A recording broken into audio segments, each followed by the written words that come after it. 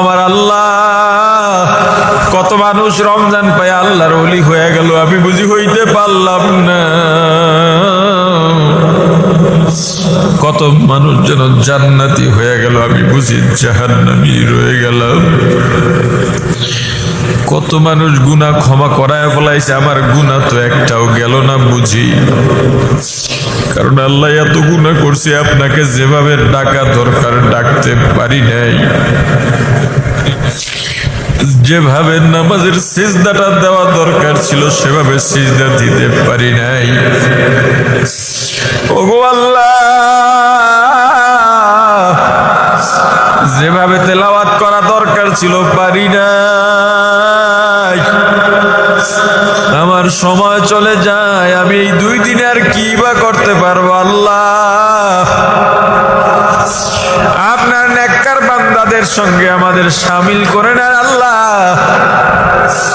ওগো আল্লাহ, রমজানের পরে আমাকে আর আপনি জাহান্নামের কাতারের মানুষদের সঙ্গে শামিল করিয়েন না, আমাকে একটা আলাদা মানুষ বানায় দেন। জিকিরের স্বাদ জিহ্বায় লাগায় দেন, নামাজ ইবাদত নেক কাজের স্বাদ অন্তরে বসায় দেন। আমি আর গালি দেব না, তওবা করো রে ভাই, তওবা করো, মনটাকে নরম বানাও। জাহান্নামের আযাব সহ্য করতে পারবা কিনা আগে বুঝে শুনে গুনার দিকে পা বাড়াও।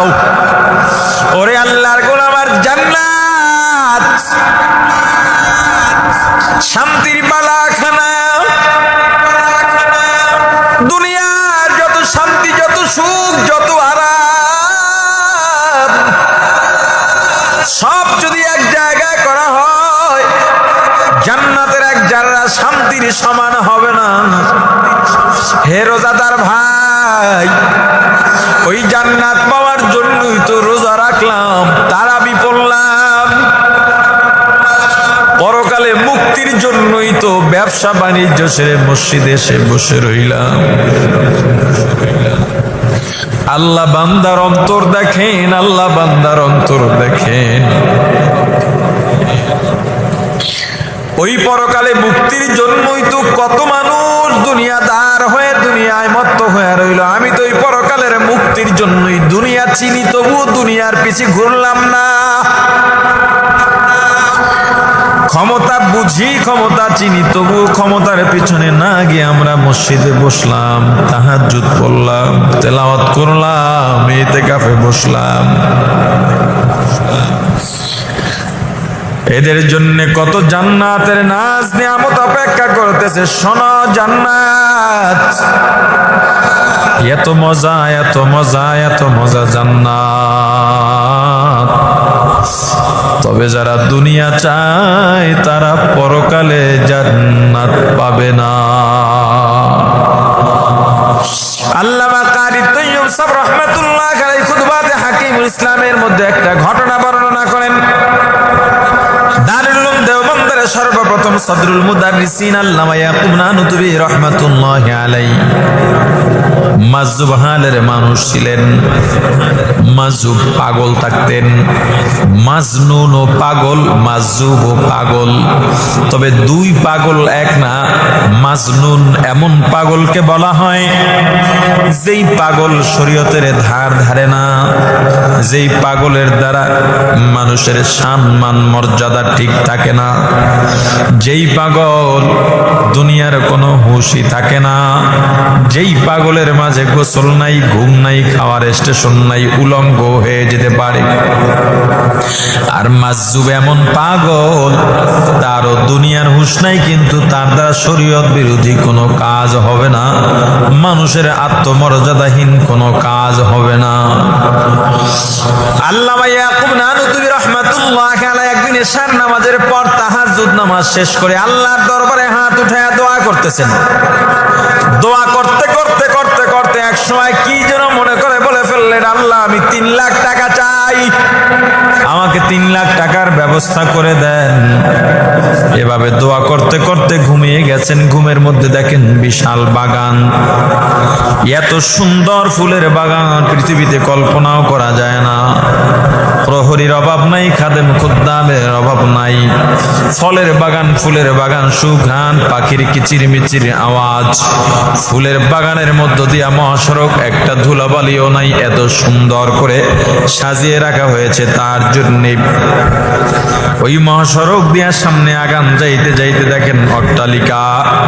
এই অট্টালিকার কোথায় শুরু কোথায় শেষ তাও জানা নাই, এত সুন্দর কারুকাজ, এত সুন্দর কাজ করা। পৃথিবীর সমস্ত রাজমিস্ত্রি এক জায়গায় করা হলেও এমন অট্টালিকা করা সম্ভব নয়।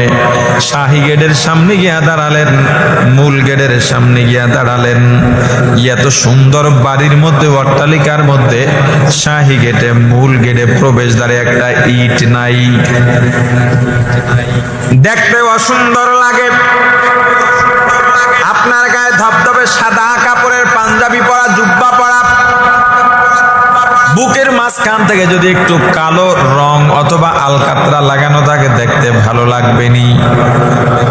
অথবা আপনার গায়ে কুচকুচে কালো একটা জামা পাঞ্জাবি আছে, এই কালো জামার বুকের মাঝখান দিয়া যদি সাদা রং বা চুন লাগানো থাকে দেখতে ভালো লাগবে নি। এত বড় অট্টালিকায়, এত সুন্দর অট্টালিকা দেখলেই পরাণটা জুড়িয়ে যায়। এই অট্টালিকার মূল প্রবেশদ্বারে একটা ইট নাই, দেখতে ভালো লাগে না। প্রহরীকে ডাক দিলেন, হে প্রহরী, এখানের ইটটা কই, ইটটা লাগায় দাও। প্রহরী ডাক দেয়া বললে, এই বাড়ির মালিক, এই বাগানের মালিক ইয়াকুব নানুতুবি, উনি আজকে আল্লাহর কাছে 3 লাখ টাকা চাইছিলেন। যারা আল্লাহর কাছে দুনিয়া চায় আল্লাহ এই বাড়ি খুইলা খুইলা দুনিয়া দিয়া দেয়। আজকে 3 লাখ চাইছে, পরে আবার চাইলে আরো খুলবে। এভাবে চাইতে থাকলে এক সময় এই ঘর বাড়ি কিছু থাকতো না।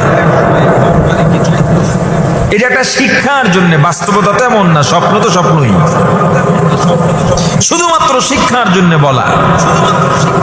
আল্লামা ইয়াকুব নানুতুবি রাহমাতুল্লাহ আলাইহির ঘুম ভেঙে গেল। এবার আল্লাহর দরবারে রোনাজারি করতেছেন, আবার ওযু করে নামাজে দাঁড়ায় শুধু কান্না আর কান্না। আল্লাহর ওলিরা নামাজের দাঁড়াইলে কাঁদতে কাঁদতে বেহুশ হয়ে যাইতেন। আমার রাসূল নামাজে দাঁড়াইতেন, এত লম্বা কেরাত পড়তেন, পা মোবারক ফুলে যাইত, 2 চোখের পানিতে বুকটা ভিজে যাইত, বুকটা ভেসে যাইত চোখের পানিতে। ইমামুল আযম আবু হানিফা রাহমাতুল্লাহি আলাইহি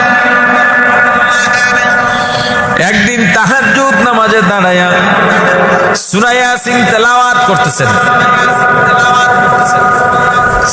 তেলাওয়াত করতে করতে করতে করতে করতে করতে এক আয়াতে গিয়ে থেমে গেলেন। ওয়ামতাজুল ইয়াউমা আইয়ুহাল মুজরিমুন,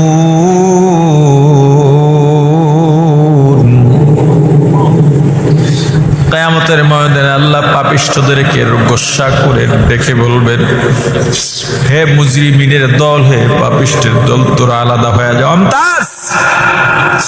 ইমতাজ, তোরা আলাদা হয়ে যা, নেককারের সঙ্গে থাকতে পারবি না। মসজিদে গিয়ে আমার নেককারের সঙ্গে, নামাজির সঙ্গে নামাজি সাজছ, আমি আল্লাহ মসজিদ থেকে বের করে দিই নাই। দোয়াকারীদের সঙ্গে হাত উঠে দোয়া করছো, আমি আল্লাহ বের করে দিই নাই। তোর ভেতরে ছিল মুনাফিকি। হজ করতে গেছো, হজ করতে যাইয়া হজের থেকে সেলফি বেশি তুলছো, তাওয়াফ করতেছো, মোবাইলটা ধইরা ভিডিও করতেছো, ভিডিওর দিকে বারবার তাকাইতেছ। ওরে তুই যদি হজ করতে গিয়ে এভাবেই করেই থাকিস তাহলে হজ করতে গেলি কেন? বাইতুল্লাহর সামনে দাঁড়াইলে কোনো মুমিন তো মোবাইল কি দুনিয়ার দিকে কোনো খেয়ালই থাকতে পারে না, এটা তো ভিন্ন একটা জায়গা। বাইতুল্লাহর সামনে দাঁড়াইলে মানুষ নিজেকে স্থির রাখতে পারে না, রওজার সামনে দাঁড়াইলে মানুষ নিজেকে স্থির রাখতে পারে না, এটা একটা ভিন্ন জায়গা। আফসোস, এই বাইতুল্লাহর চত্বরেও মানুষের টাকা চুরি হয়। ইমামুল আযম আবু হানিফা রাহমাতুল্লাহি আলাইহি কাঁদেন আর এই আয়াতটি তেলাওয়াত